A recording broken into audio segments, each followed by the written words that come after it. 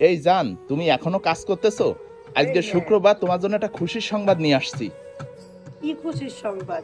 মসজিদে মিলাদ হচ্ছে, জিলাপি দেবে? আরে না, করোনা তো শেষ হয়ে গেছে, এখন এবার মাস্কটা খুলো একটু। আরে এই যে ঝালই করতেছি না, এমনি আমার ঠান্ডা লাগছে।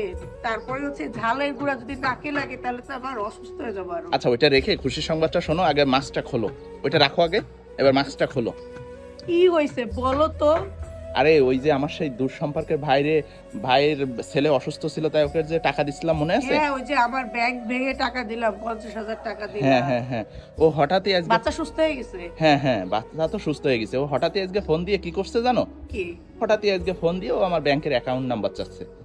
ও মা, এবার আমি অ্যাকাউন্ট নাম্বার কি করবে তাই শুনছি, বলে যে ওই সেই টাকা ব্যাক দেবে। এই জন্য আমি এত তাড়াতাড়ি? হ্যাঁ, এই জন্য আমি খুশি মনে ব্যাংক অ্যাকাউন্ট দিয়ে দিছি, সে সাথে সাথে টাকা পাঠাই দিছে।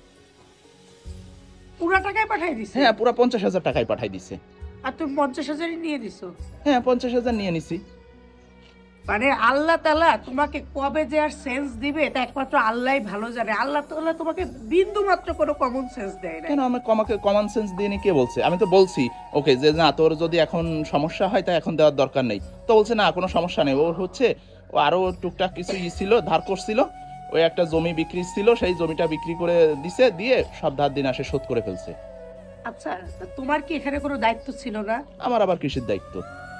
মানে 50,000 টাকা যেই ফেরত দিতে চাইছে তুমি হুড়হুড়াই নিয়ে নিলা? হ্যাঁ, আমার টাকা আমি ব্যাক নিয়ে নিছি। তো আচ্ছা, কি হয়েছে? ও যখন তোমার ওই ভাই যখন তোমার ভার্সিটির সেমিস্টার ফি দিয়ে দিছিল সেটাকে কি তুমি ফেরত দিছিলা? অনেকবার ফেরত দেওয়ার চেষ্টা করছি, কিন্তু ও নেয়নি। কি বলছে? আরে তুই তো আমার ছোট ভাই, তোরে আমি দিছি সেমিস্টার ফিটা, আবার ব্যাক নেবো কি জন্য? সেইটাই। কিন্তু সেমিস্টার ফিটা ছিল অনেক সামান্য টাকা, কিন্তু যখন তোমার প্রয়োজন ছিল সেটা অনেক বেশি মূল্যবান ছিল। আর আজকে তোমার ভাই তার জমি বিক্রি করে তোমার 50,000 টাকা ফেরত দিচ্ছে।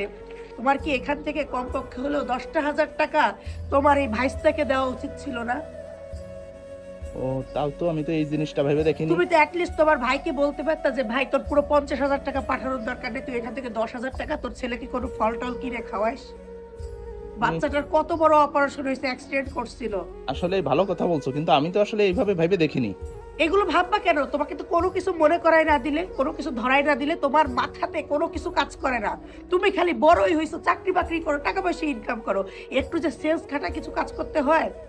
তোমার ভাই যে কাজটা তোমার জন্য করছিল সেই ঋণ তুমি জীবনেও শোধ করতে পারবা না। না, আর তা সেখানে ঠিক। তোমার ভাই তোমার কাছ থেকে ধার নিছে, সেই ধারের টাকা শোধ দিতে যাচ্ছে, তুমি কিভাবে পুরো টাকা নিলা? তাহলে মানে এখন কি আমার করা যায় বলো তো মাথায় একটু? আসে না কি করা যায়। এখন তুমি তোমার ভাইকে যে অ্যাকাউন্টে তুমি টাকা পাঠিয়েছিলে বিপদের সময়, আচ্ছা, সেই অ্যাকাউন্টে তুমি আগে থেকে তাকে কিছু বলবা না।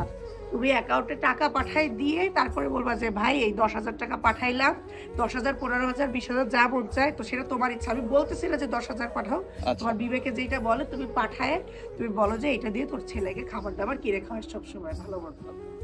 আচ্ছা, ঠিক আছে, আমি এক্ষুনি এই কাজটা করতেছি। মানে মানুষ এত ব্যাককেল হয় কি করে আমি বুঝি না। মানে একটু সেন্স খাটায় কাজ করতে হয় না রে আব্বু।